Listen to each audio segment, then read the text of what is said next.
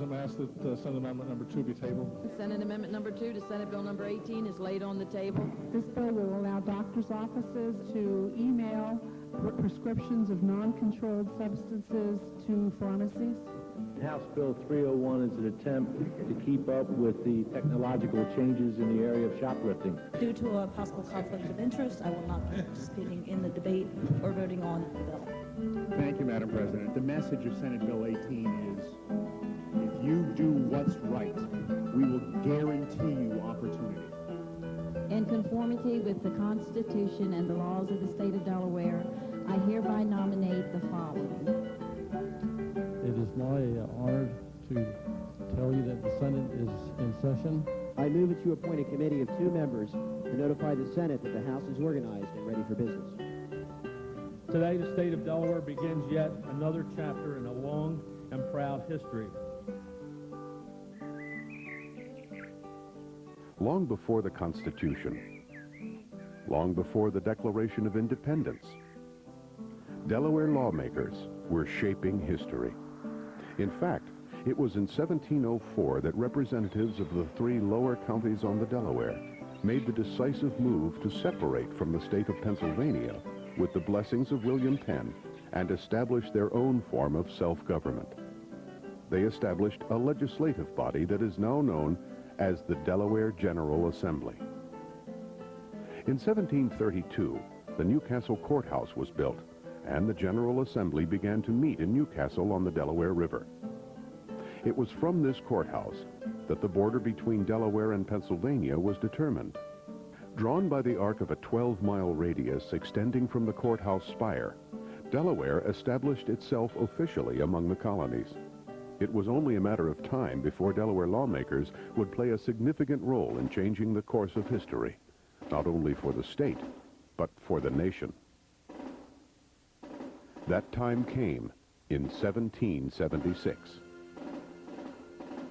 Delaware sent Representatives Thomas McCain and George Reed to the Congress in Philadelphia, where the Declaration of Independence was awaiting the signatures of delegates from each of the 13 colonies. McCain was anxious to sign, but Reed was strongly opposed. Unable to sway Reed, McCain sent word to Caesar Rodney, who was over 80 miles away on his farm in Dover. Rodney responded without hesitation, and on July 1st, 1776, rode through thunder and rain to sign the Declaration of Independence in Philadelphia along with McCain. Reed would sign 3 days later. Now in fear of a British attack along the banks of the Delaware River, the legislature met in Dover for the first time at the old State House in 1777.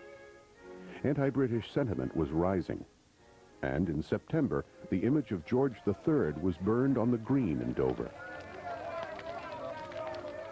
By 1781, the General Assembly had moved permanently to Dover, and on December 7, 1787, Delaware made one of its most significant decisions. After 5 days of deliberation, the members of Delaware's Constitutional Convention were the first to ratify the new U.S. Constitution, earning the state the national distinction as the first state. The General Assembly adopted its first state constitution in 1776 and revised it again in 1792, 1831, and most recently in 1897. For over 100 years, the Delaware Constitution of 1897, as amended, has provided the citizens of Delaware with a Bill of Rights and a master design for Delaware's executive, legislative, and judicial branches of government. As the size and needs of the General Assembly increased with the population, the state legislature outgrew the old State House, and in 1932, Legislative Hall was built. This Georgian revival structure, made of handmade brick, was designed by Wilmington architect E. William Martin. North and South additions, designed by nationally known architect George Fletcher Bennett of Dover, were completed in 1970. 2 new wings on the east side and extensive interior renovations were completed in 1998, blending the simplicity and dignity of its colonial interiors with the energy and dynamism of new, contemporary elements.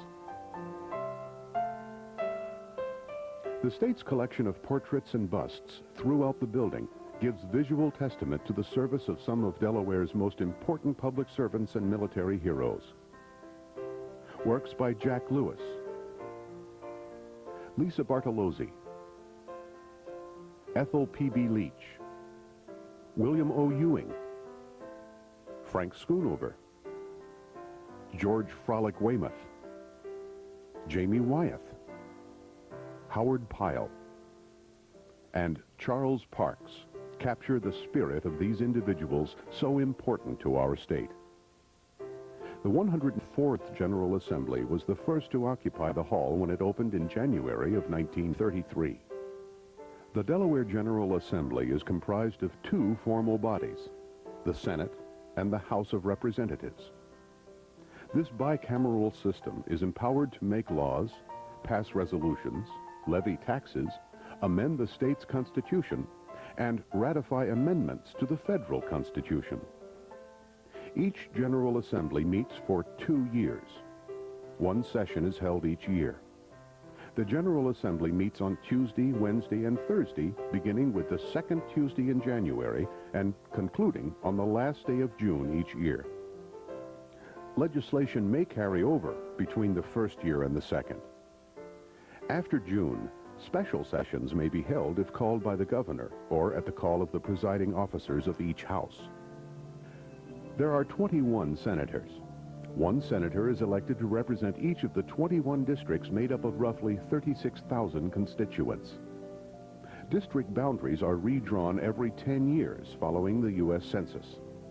State senators must be at least 27 years old, a U.S. citizen, a Delaware citizen for at least 3 years, and he or she must have lived in the district they are to represent for at least 1 year prior to their election. Senators serve a term of 4 years. There is no limit to the number of terms they may serve. From this seat, the Lieutenant Governor presides over the Senate, but will only cast a vote if it is required to break a tie. The leader of the Senate sits in this chair and is known as the President pro tempore. This leader is elected by the Senate Majority Party Caucus and is confirmed by a Senate resolution. This leader presides over the Senate during the absence of the Lieutenant Governor and speaks on behalf of the Majority Party. In the House of Representatives, 41 districts throughout the state are represented. Each district of roughly 18,000 constituents elects one representative. As in the Senate, district boundaries are redrawn every 10 years. Requirements for representatives are nearly identical to the Senate. However, representatives in the House need only be 24 years of age to serve. Representatives serve 2-year terms, and there is no limit to the number of terms served. In the House, the Speaker presides from this seat. The Speaker is elected by the House Majority Party Caucus and is confirmed by a House resolution. The Majority Leader is elected by the Majority Caucus and manages the debates on the floor from this chair. The consideration of legislation is the primary responsibility of the legislature. First, a piece of legislation must have the official sponsorship of a senator or representative in order to be introduced into the General Assembly. The primary sponsor, either a senator or a representative, introduces a bill into their respective chamber. Once the bill is read before the chamber, it is referred to a committee. The committee discusses the bill and makes a report to the chamber. The bill can then be placed on the agenda.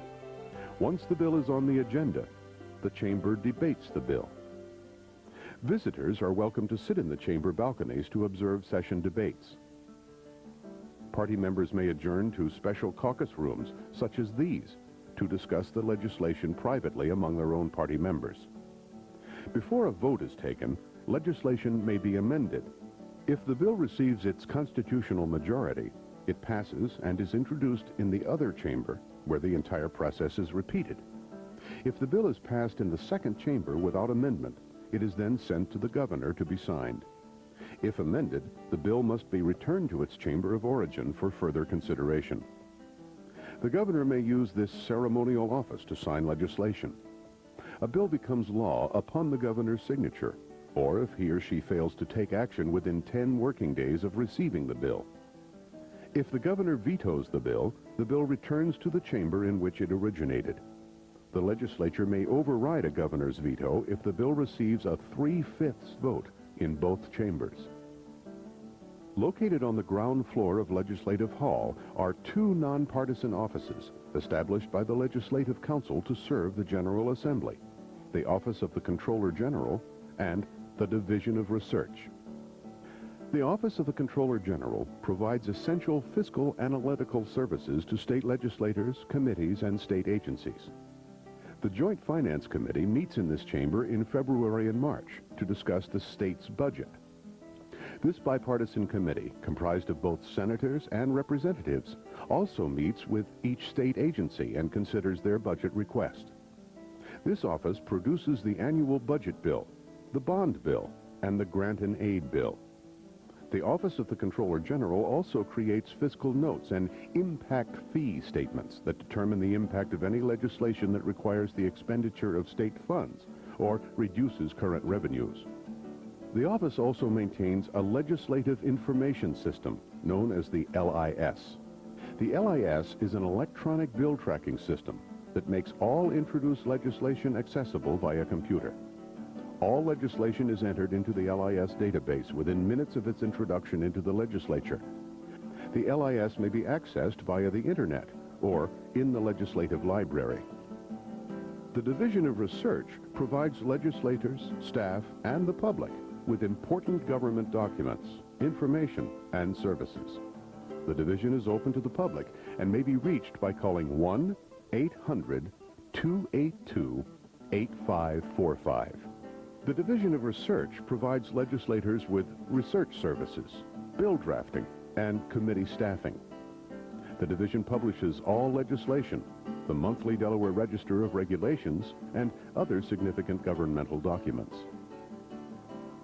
The Division of Research is also responsible for the General Assembly Internet website, an extensive online resource that makes legislative information readily available to anyone with Internet access. The website provides the complete Senate and House rosters, individual pages for legislators and caucuses, all current legislation, the Delaware Code, Constitution, and many other important legislative documents and general information. Inquiries may be made directly to the division from the website by email. One of the most notable aspects of government in Delaware is its accessibility to its citizens. With the capital's central location in Dover, Legislative Hall is within an hour's drive from nearly anywhere in the state. And with expanded office space, constituents may meet with their legislators in a one-on-one setting. Due to the state of Delaware's size, legislators routinely return home after a day in session. So it's not uncommon to run into your local representative in your own community. For legislative information, call 1-800-282-8545 or visit the General Assembly website, where addresses and phone numbers are listed. Many of the legislators provide their email address for instant communication. If you are unsure who your representatives are, simply call the election department in your county and provide them with your name and address.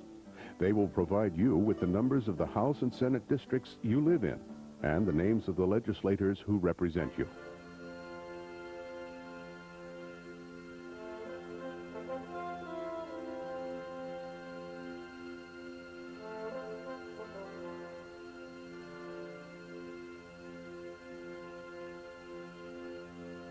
We remember John Dickinson, Delaware's penman of the Revolution and President of Delaware in 1781. Vera Gilbride Davis, the first woman to reach the ranks of leadership in the General Assembly, where she served as the President pro tempore of the Senate. Herman Holloway Sr., the first African-American elected to the Senate and the longest-serving member of the General Assembly. He served for 30 years, 3 months, and 18 days. Richard Cordray, the longest-serving president pro tempore in Delaware and in any state legislature in the nation. Those of the past, those of the present, and those in the future. The Delaware General Assembly is shaping history. As we leave these halls together, may we be proud of our Delaware General Assembly and the individuals who contribute to its success.